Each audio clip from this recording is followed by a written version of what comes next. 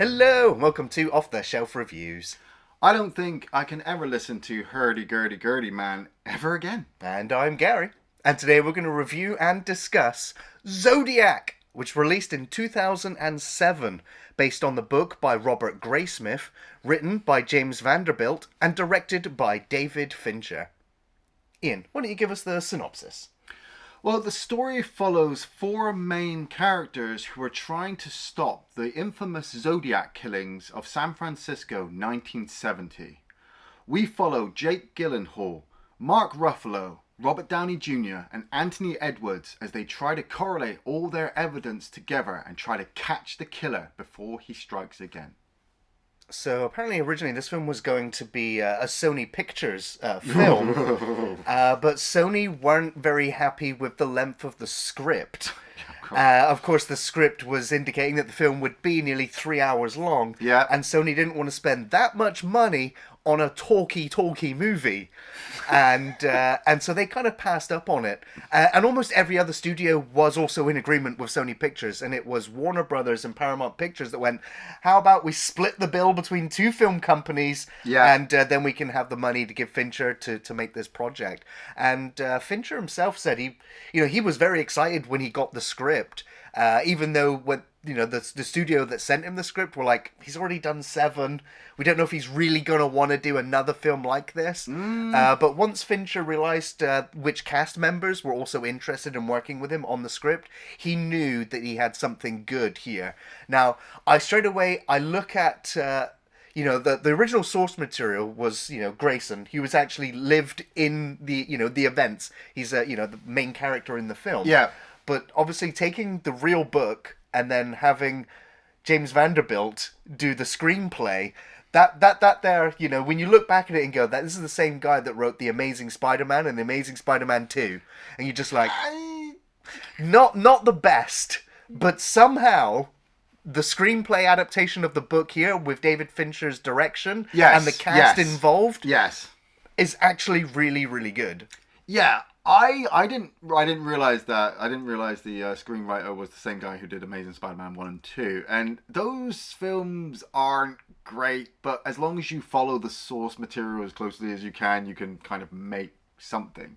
And like you said, with David Fincher's direction, how did I forget that he did 7 while I was watching Zodiac? Like, I must have been drunk. But he already knows how to film a serial killer movie without the serial killer there. We are literally just following the characters, the people investigating it. And like when Zodiac first came out, I remember I was like, I'll get around to watching it. I like David Fincher. I think I always have. But I'm not going to just jump on the bandwagon as soon as he drops a new movie. The Zodiac killer, like, I know a lot of people get really obsessed with watching serial killers and documentaries and understanding the mind of somebody. Yeah. It's like, take it from somebody who knows. When you look at insanity, it's not really that great, okay? It's just somebody going around killing people. It's still fascinating. It's the human psychology. It's fascinating. I get that, and that's what makes this movie work, because you have maybe a lot of people on board with the same kind of passion to say, like, look, we need to tell this story. And when you look at the lineup, I mean, like we said, Jake Gyllenhaal, Mark Ruffalo, Robert Downey Jr., Anthony Edwards. You get Brian Cox turning up at one point. I was even really, really happy to see my boy James LaGrosse turn up. Yes, yeah. I was like, there he is. Don't forget our boy from Teenage Mutant Ninja Turtles. Yes. Casey. Yep, Elias Koteas. I mean, Casey Jones is there. And that really, really works. But this movie follows the Zodiac killer, and we start, was it July 4th, 1969, young girl goes and picks up her boyfriend or her friend or whatever this relationship is. They drive out to Lover's Lane, and go to hang out to kiss and stuff. I just want to pull it back though. I mean, just like Fincher knows how to open a movie and open it really, really strong. And, just the steady shot as it pans past all the buildings with the fireworks going off in Oh, the background. yeah. I'm just like, it's so impressive, a technical feat. And then when you find out behind the scenes, like, that's not a real car that they're in driving by. You know, it's just a door frame with the window, and it's actually on a dolly on a track going past. And I'm just like, you know, like when you take down the, you know, the surroundings of how to make the film, but then with what you're left with on the screen, and it's so meticulous, and that is, you know, David Fincher's style. It is having a style over with something that doesn't necessarily need it, but it's still there. And it's crazy that you feel that at first you could be the killer.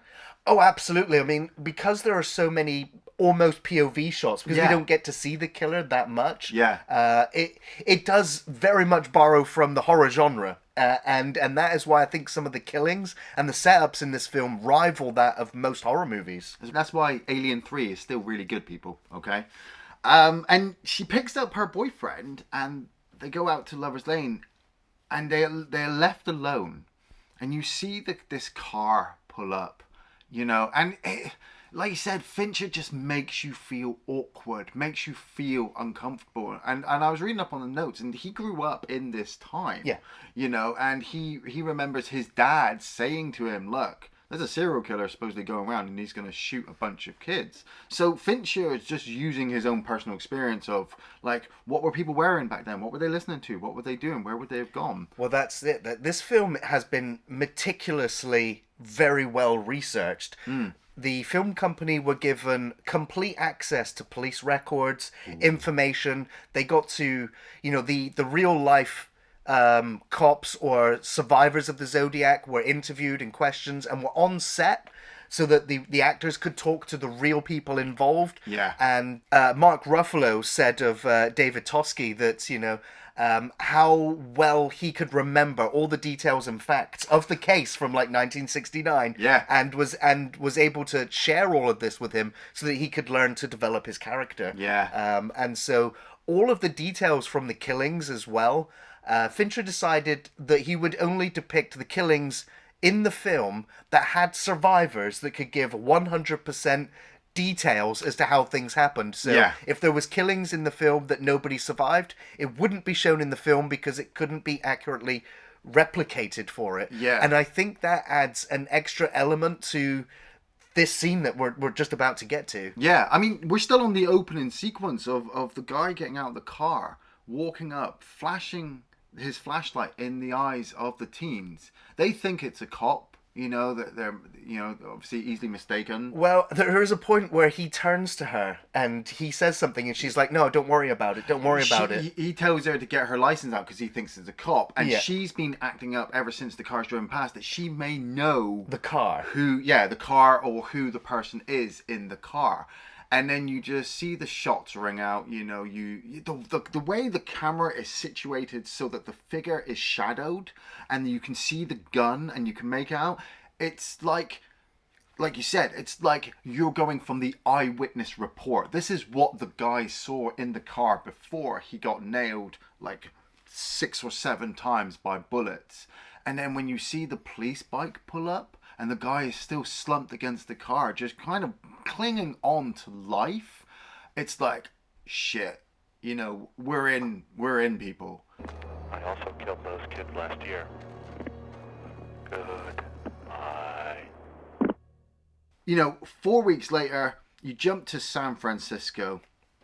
Robert Graysmith, Jake Gyllenhaal, playing this dad character. Like, he's a Boy Scout, you know? He doesn't drink, he doesn't smoke. This is the 1970s, the, you know, era of free love and acid and all that stuff. But he's focused on doing a good job for his family. I also think this is a fantastic second opening into the film. You know, when we see the cityscape as the camera rolls in. There's a highway there which obviously doesn't exist anymore because it collapsed in an earthquake or something. And you know, again, just the visual presentation of the film is so stylized and so well put together. And there are so many instances in this film where you wouldn't even be aware that it is a matte painting, or that there's CGI being used to touch up and remove satellites from buildings. And there was like that opening shot where it goes over the city of San Francisco. I was sat there going, Uncanny Valley. I'm kind of seeing things. But now you're saying that things were there that aren't there anymore, and that they Yeah. had to put them back. I'm like, yeah.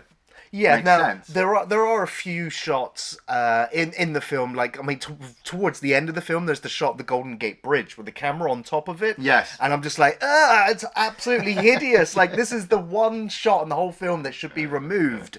And Fincher said he didn't actually have any control over that because when they were putting the poster together and the advertising for the film, they used the bridge. Right. So they were like, there's no shot of the bridge in the film, need so to throw one they in there. quickly threw one in there last Yeah. minute. And I'm like, you can bloody tell because it is an eyesore compared to the rest of the film. Yeah. And there's only a few other shots where there's a couple where Toski's in the street, and because they didn't have access to the real location, sometimes they just put a big green screen up, and you can sometimes tell. Yeah. But it's very seamless, but you can also tell. That's if you're really Yes. looking, Yeah, you know. yeah. And if this is first time viewing, you know, you're in it with the investigation. Now, again, sorry, just to go back to Yeah. that intro, is the camera work as it comes in. You know, we literally follow like the mailman delivery going Yes. all the way through the building, Yeah. all the way up to the office where the letter gets handed over. And of course, we know that this is going to be the first of a series of letters that will get handed out.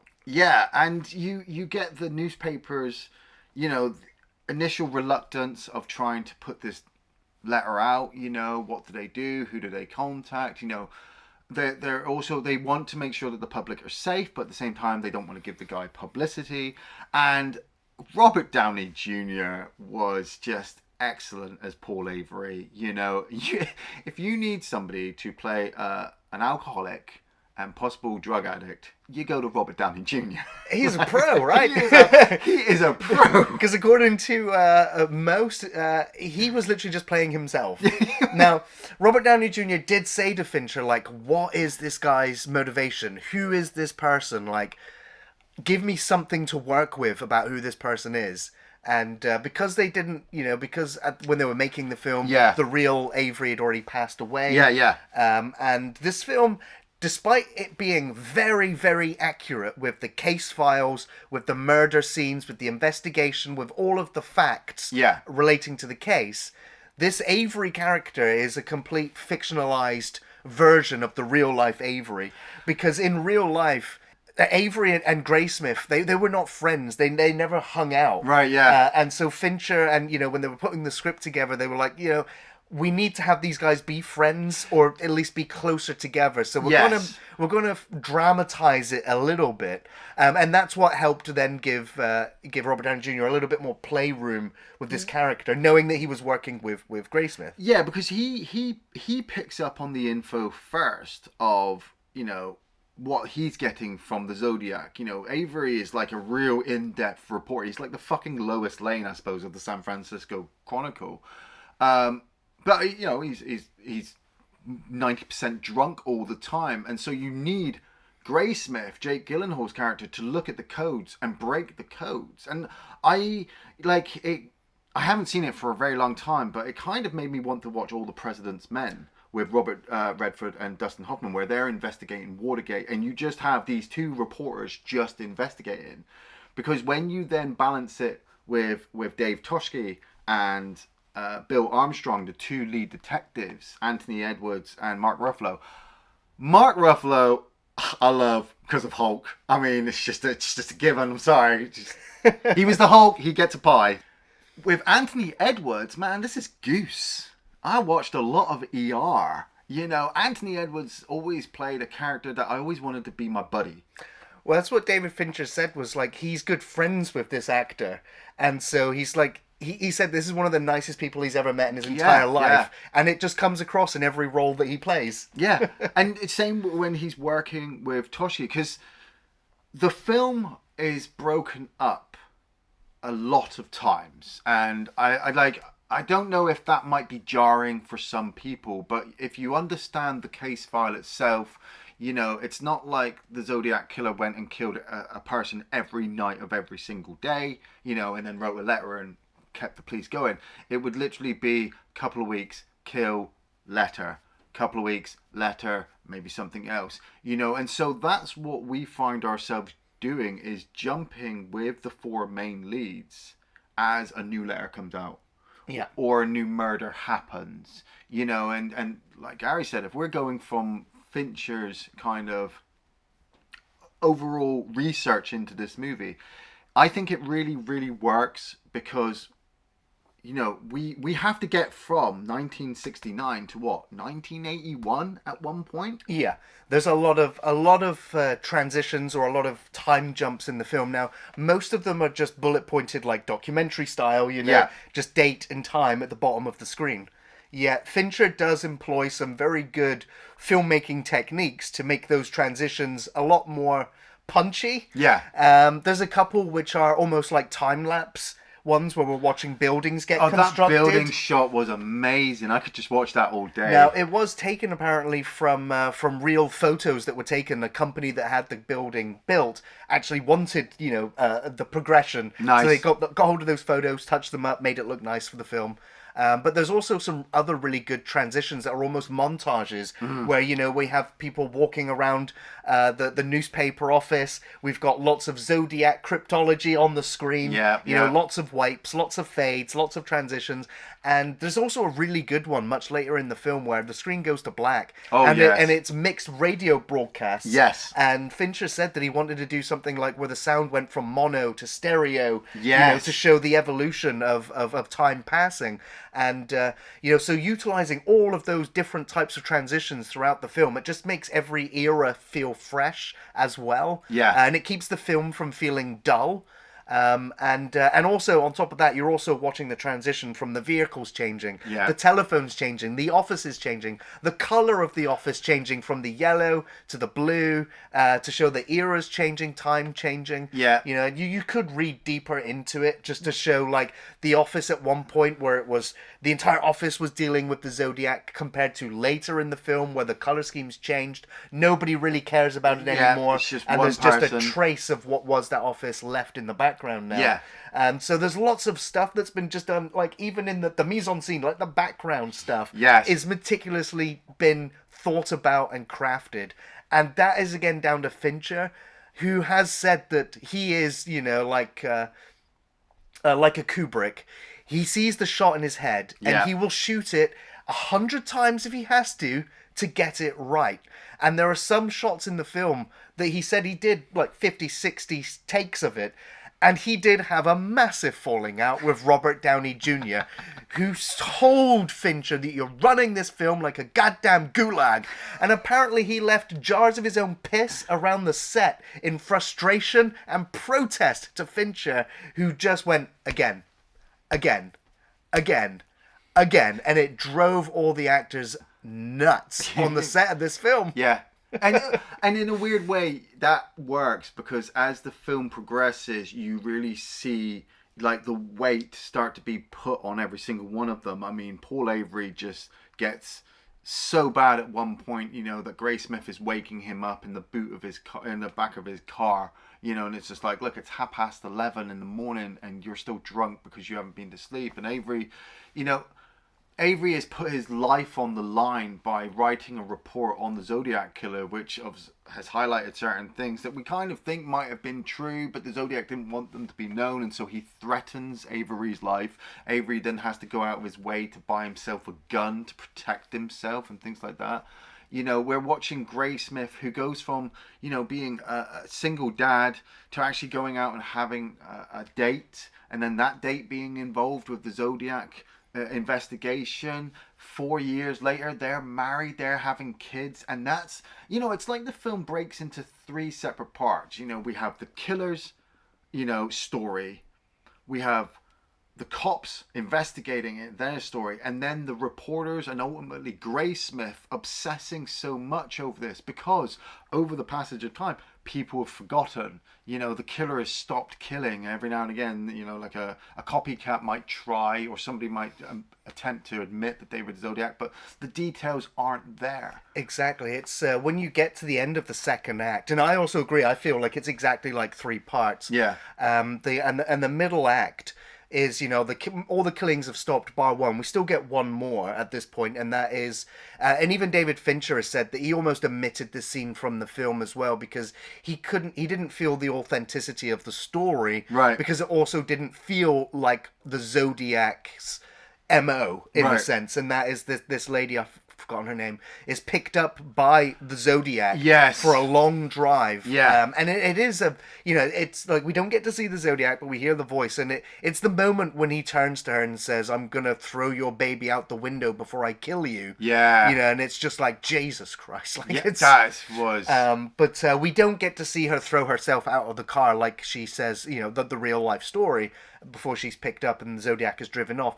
She was taken to the police station and she ID'd the Zodiac by pointing at a picture on the wall, saying, "That was the guy I was in the car with." Yeah. But it just didn't feel right, and it was only after the police had reported the story, or the news had reported the story, that a letter came in from the Zodiac going, "Oh, that was me." Yeah. And this happened a lot in real life, where a killing had happened, no letter, the police publish it, the news publish it, a week later the Zodiac goes, "Oh, that was me." Yeah. And it gets to a point where the Zodiac's gone, "I've killed 37 people," and the police are like, "5, mate. We got you for 5. Yeah. Now, this is because the real life Zodiac seemed to have a knack for throwing obscurity and managing to obfuscate himself by claiming that he had been the perpetrator of these other crimes, Yeah. these other murders, when maybe he didn't, and he was just, because nobody came forward, because Maybe. the police found nobody. Maybe that's the thing. It's like Maybe he did do it. Maybe he did do it. didn't. He was And- so but we smart. can't prove it either way. We can't, and the film really works that really well, because once you get to Gray Smith and Avery looking into the investigation to help, I mean, they're not helping the cops. They become obsessed with it to try to find him. Well, that's the thing. I realize that this film is all about obsession. Yes. That's what it felt like to Yes. me. Like, the underlying Yes. theme is obsession, and it's also about justice and what does justice mean. Yes. Because, like, as we know at the end of the film, justice is not served in terms of catching the killers, getting the death sentence, getting life in jail. Whatever your version of justice is. Yeah. Like, for me, justice in this film is that the characters are justified in their obsession in a way, because they have a resolution, but it's just not. They know it's not going to hold up in court, and then certain things happen that there's nothing left to do with it anyway. But the film does show the three main characters and how they've dealt with obsession. Where Avery, we find him, completely boozed up. He's ending up with an oxygen tank. He's just self-destructive. He smoked But himself to I will death, also say yeah. that is this film's interpretation of the character that is not Yes. true. Yes. Avery did actually go on to do lots of very good things with his career, and the film, it chose to depict him this way for the storytelling purposes. I felt the same way with Gray Smith towards the end. It was like, oh, he's going to write this book, and so now the film is, focused on him so much that, because you've been on this journey, you're like, I want him to catch him, I want him to catch him, I want him to catch him. And then you have that part at the end of the movie where they're sat, where he's in the store and he sees the character playing Arthur Lee. And you're supposed to just, from the movie's perspective, he just had that look and you got that feeling. And I'm like, yes, but I'd already seen him so obsessed, like the moment where he was in the prison with Clea Duvall. Yeah. And he's just like, tell me it's him. And she's like, it's not him, it's this. And you're like, man, he's given up his family, he's given up his children, all just so that he can do this. Toshki was on the same path. Yeah.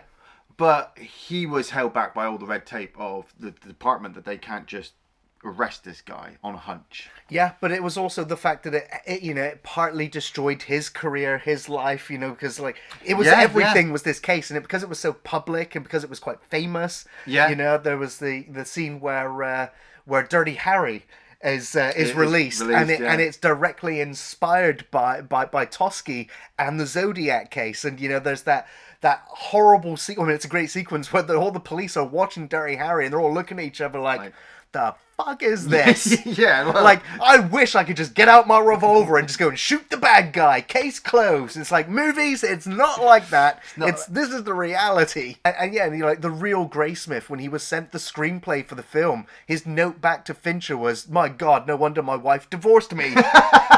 It was like, it's like the naivety or the innocence of the characters that are wrapped up in the obsession can't even see it themselves, and that is one thing that this film will often do, especially if you're like me and you love true crime stuff. You'll see your own obsessive nature reflected in the characters trying to get to the bottom of this case, and when this film is over, you're still not done with the Zodiac story because there are endless documentaries and stories and interviews. It has to end. It does, but it's still such a fascinating story, and because it's still unsolved. And the amazing thing is like this film came out 2007. Yeah. Last year, 2 years ago, 2020, 2021. Yeah. One of the Zodiac's ciphers was finally broken only recently. And so like when the film got released and when that cryptic cipher was broken, the case was reopened again and then again, and it's still not gone anywhere. Yeah. And we still haven't revealed the identity of the real Zodiac, and there's still people coming out today going, "Yeah, it was my dad.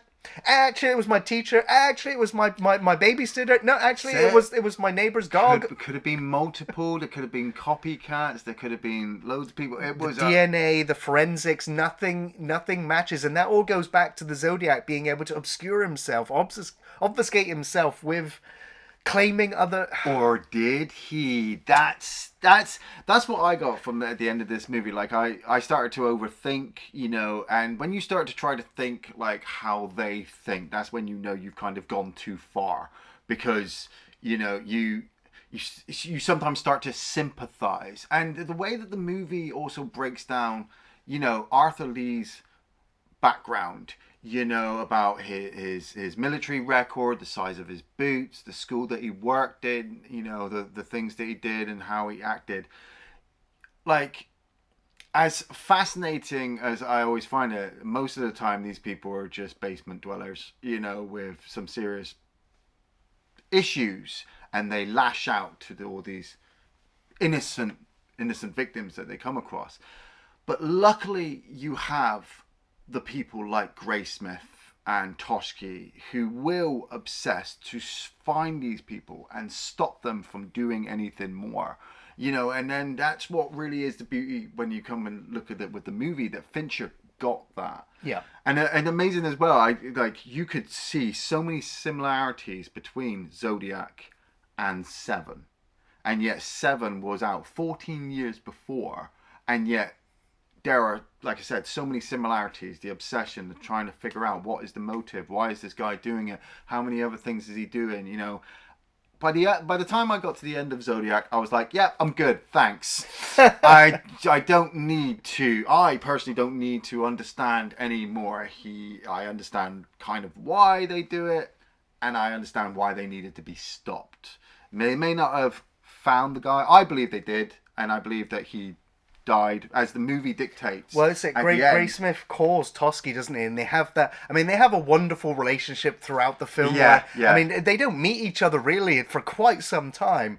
But the way that he keeps hounding Toski, calling him at his home, turning up at his office, just like, I want this information. Like, I'm not a reporter, but I'm trying to write this book, so I need, and the way that they all befriend him. Like, there's that amazing where he turns up at the other police station and the cop asks him, he's like, "Do you smoke?" And he was like, "Once in college." Like, just like, he's so innocent. Like, the moment he is questioned by authority, he can't help but give the truth. And so they kind of just take him in. It's like, yeah, come on, you can do the research. Some of those sequences were just amazing. I love that bit where Toski's saying to Graysmith, like, obviously I can't give you any information on an open case, and obviously I can't tell you to go and see this guy at this location, and thanks for breakfast, see you later. And you're like, That's the cop way. That's the cop I also way of love the slipping fact that, info. like, it's one of my favorite scenes actually, is that throughout the entire film, Toski is asking for sandwiches, for chips, for animal crackers. He's asking for food all the way through. And it's only at the very end, when he's at the conversation with Graysmith, that he actually pays for the food. He actually pays for the food. I'm like, that is the ending. You know, it's like he's finally paid. You know, paid back. Yeah. Because that is it. They've in their heads they've wrapped it up. They just know it's circumstantial and it won't hold up in court. But if this guy can find something on his own, for the two of them, in peace of mind, they believe they got the guy, and of course, you know, this film is based off of Graysmith's book. This is Graysmith's character. Graysmith believes it was Arthur Lee Allen. Yeah. So all the evidence in film is going to point towards it, despite there being other possible suspects. Like I said, more than 2,000 of them. Oh yeah. And the film does, just before, you know, even though we've talked about the end, the film, like, after like 2 hours 20 minutes, throws in another red herring. Yes. And we follow Graysmith to this other location. And again, this is all like a fantastic horror movie where he suspects it might be this guy. This guy's like, I've got a creepy basement. Yeah, You're like, come down. Most houses in this country don't have basements, but I'll follow you down. You know, it's like, oh, that wasn't Arthur Lee's handwriting. That's my handwriting. It's like, oh shit, I'm in the basement with a killer. You know, and the panic as he's trying to run out. I'm like, you could almost remove that scene entirely from the film, but at the same time, it does also show. It shows Graysmith's character some more. It is more history. It does also show that there were many other possibilities. It's funny you say that, because in my eyes, you could remove that title card at the beginning that says this is based on actual events, and this would still be an amazing detective fictional story about some guys trying to stop a serial killer. Yeah. The fact that it is based on actual events just kind of hammers it home for me even more. That this fucking shit happened. This guy went out of his way to kill people. You know, when we see those two people get tied up at the lake and get repeatedly stabbed in the back, that happened. You know, when like we said, it's from Graysmith's point of view. Maybe he might have made up the whole house incident, but the fact that he may have gone there and may have thought that this guy was a killer, most of the citizens of San Francisco at that time probably thought their neighbor was the killer. Who the hell? Zodiac could be anywhere. And ultimately, like, oh well, I mean, it will be one of my favorite scenes. But ultimately, there was a sequence where Avery goes to a police station and gets some information, and then Toski turns up with his buddies, and the sheriff at the station says, "Yeah, I gave it to the reporter." "Why'd you give it to the reporter?" "Well, because he asked for it. Well, it's been case closed. Blah blah blah. We're following all these reasons." And then when they step outside, Robert Downey Jr. and Mark Ruffalo have this fucking telling off in the middle of the street, and it made me laugh because I'm like, Stark and Banner. So, this is where this is going to stem from. But ultimately, yeah, you know, once Graysmith has got all of the information together, like we said, we've started in 1969, we've ended in, I think it was 1991, where James LaGrosse, you know, has gone to this airport, and the guy who survived the shooting at the beginning is shown some photos. And he points out Arthur Lee, you know, so like where people could say, well, it's still circumstantial. The guy who was shot pointed out the face 20 years. But it was so long later. Too long that I can't say personally, but you may possibly never forget the face of the person who attempts to kill you, you know, and he points out this face.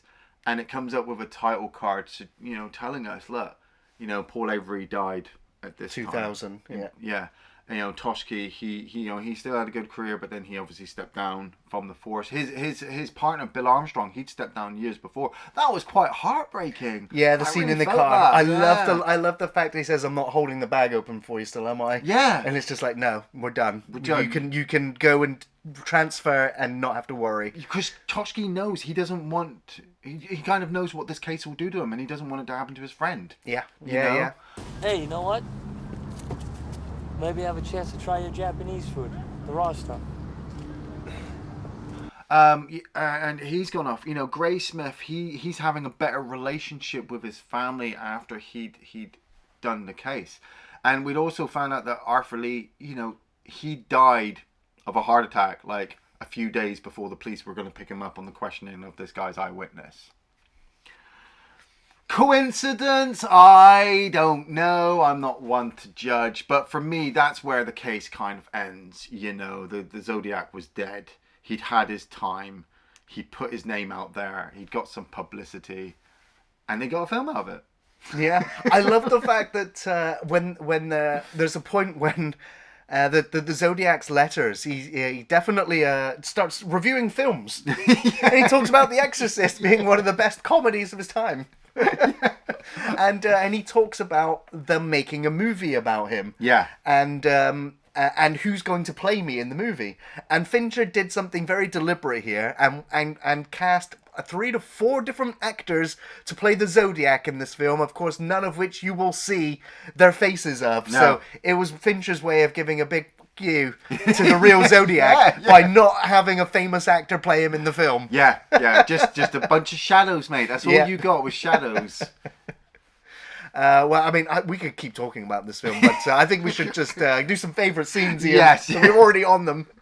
I absolutely love this movie, and I could say that the whole movie was one big favourite scene. There are some scenes, like Gary said, that certain things don't work, but I don't really remember what they are. Most scenes through the movie are just kind of building up the next thing, the next act, like we said. I think one of the best transition scenes has got to be the building being built. I did really like the audio, the black screen, but for a second I thought my TV had broken. So Fincher, you lose a point on confusing me. The building being built and time lapsed over time was just amazing. I loved the detective work between Mark Ruffalo and Anthony Edwards, especially after the taxi driver shooting. You know, they come along, they're questioning, they're wondering, you know, where he stopped, why he got to this point. You know, they're going through the casebook. The film subtly puts it in, but you do notice over time, especially when Dirty Harry is released, you know, how everybody is taking inspiration from Toschi for movies. You know, they mention about Steve McQueen and Bullet at one point. Oh yeah, Steve McQueen stole the idea from him. Yeah. You know, Dirty Harry is based on this guy. And so that's how good of a detective he is. I love the sequence, like I said, where him and Paul Avery are arguing outside the sheriff's station. I wanted to watch fucking Avengers Assemble, that part where they've got the scepter. I mean, that was just really, really good. And yeah, my last favourite scene has got to be the cafe sequence between Mark Ruffalo again and Jake Gyllenhaal, where Jake Gyllenhaal just lays it all down on the table and just goes bang, bang. And it's Toschi's detective mind that puts everything together. He's still held back because it's circumstantial, but if he had a hunch, that would be the guy. Yeah. I think it's not my favourite scene. I mean, it kind of is as well, but it's definitely the most memorable scene in the film for me, and it's one of the things that my mind conjures up the moment I think of this film, and that is the brutal murder of Cecilia. Yeah. Cecilia Shepard and Brian Hartnell when they're at the lake. Now, the film depicts them as a couple. And that was something Fincher, again, he did deliberately, despite the fact that these two were not dating. They just knew each other and were just out for a picnic.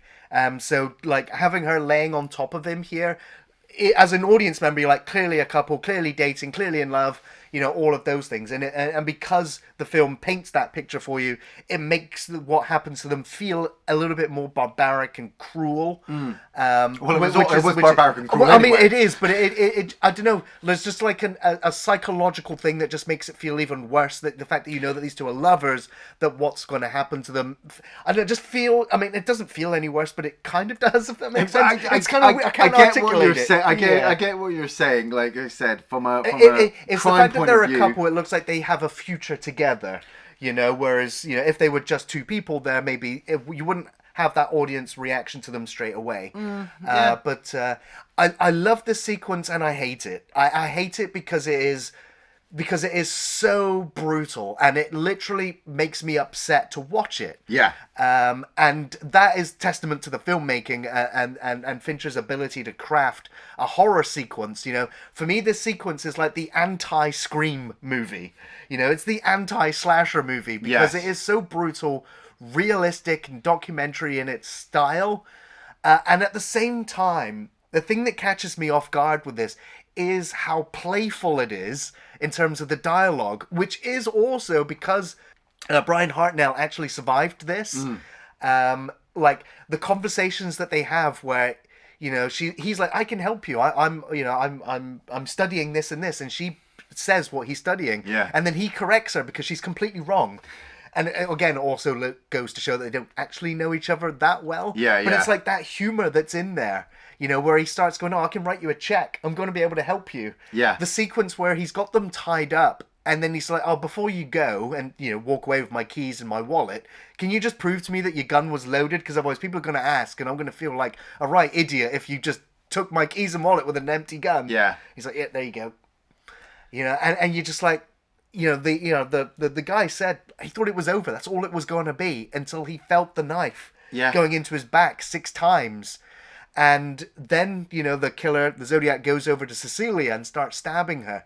And it's so brief and so quick.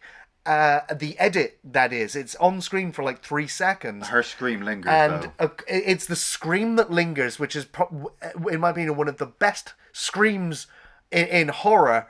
For a murder scene, it hit the right decibel point, I think, to make your hair stand on end, to realize how awful it is. But it's the fact that Brian looks at her for about 3 seconds before he looks away. You don't realize it's him. It's just the camera shots to her and then comes back. But when you find out in an interview, you know, he kept looking down, thinking it was going to be over, and he just looked up to see that, and then he looked back down again because he couldn't keep looking. And the film language depicts that for you, and it's just when it fades to black and the scream fades, it's just like, fucking stop the film. Yeah. Take a moment, just like, God damn it, that's one of the most brutal killings I've ever seen in any film ever, and I love horror movies. God damn it. It's not the same, though. It's just, it's not the same. It's because it feels like reality in this film. That's how powerful it is. Yeah.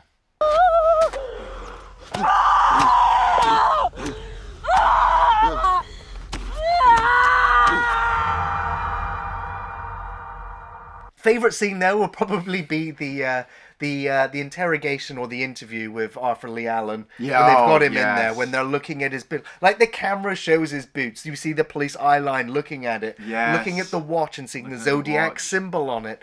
You know, and the way that Arthur Lee Allen kind of slows down the interview by just his presence. The way that he's now thinking of his answers to try and make sure he doesn't get caught. Yeah, but saying just the right information that yeah. if they were to catch him, he can explain it away right away. But you Yeah. can see the 3 cops are sat there going, "Nah, mate, we ain't buying Yeah. this shit for fucking..." You know, if they could have, they would have just gone blam, blam, blam, and they probably never got another letter. Yeah, yeah. And I also really like the scene with Robert Graysmith and Paul Avery at the bar when Paul's questioning his drink choice. And then it cuts to them at the bar and there's tons of those empty glasses there. I was like, it's a nice little jokey cut there. Yeah. Again, it just brings some levity to the film, which is incredibly dark. Yes. Of course, my worst shot in the film is that bridge shot. I think it's absolutely hideous. But then, on the contrary, another CGI shot that I do like is following the taxi from the bird's eye view as yes. it's going around, the way it turns the corner. It just And made it's me- such a perfect camera turn. I kept thinking GTA. I was like, that's It really is so good GTA meticulous, graphics. isn't it? Yeah. Well, Iain, do you recommend Zodiac? I absolutely do. But warning, this is not a movie for the faint-hearted. You know, I would say this is worse than Scream, simply because it's based in reality. You know, the history, the research, the characters, the eyewitness reports, you know, the feelings. Yes, the movie will pull you in certain directions of how you will feel. But you got to remember, or for me, when you have these types of things, these true crime things, you have to remember to switch it off at the end of the day, or as with the characters in this movie, you will just become obsessed with the idea and trying to figure it all out. And at the end of the day, 90% of the time, you never will. Fincher, for me, this is a guy who made Alien 3 and gets slandered for it all the time. And then he went on to make 7, and then he went on to make Zodiac. And if I put all 3 movies next to each other, not much has changed other than the killer. You know, the camera work still works, the shadowing, the script, the actors put in 110% of trying to give us everything that we are wanting, so that at the end of the film, you know, regardless of all the stuff that happened on set or how people feel, you turn a movie off and you go, wow, Fincher did it again. Hell yeah. That's why Zodiac is going to be getting my top watch recommendation. It's a masterful example of storytelling with a compelling narrative that's gripping from start to finish and is perfectly executed. The screenplay by James Vanderbilt was excellent in capturing all of the factual details of the case and in bringing these real characters to life, along with some terrific performances from the leads. The dramatization felt real, incredible, very authentic feeling, and the actors really shined in this pessimistic and bleak story that doesn't have a happy ending or a real resolution. The film has a great pace despite a near 3-hour runtime, a good mixture of action, crime, suspense and drama, with some stunning cinematography and almost film noir soundtrack, mixed with some excellent songs from the various decades set within the film. It's a dark and unsettling film. It will make you nervous about the reality of the story, you know, that it remained and still remains unsolved and ongoing. But if you love true crime stories and tales of obsession and self-destruction, and you want to have a look at one of the most infamous serial killer cases, this is a must-watch. Just remember, there's more than one way to lose your life to a serial killer. Thanks for watching Off the Shelf Reviews.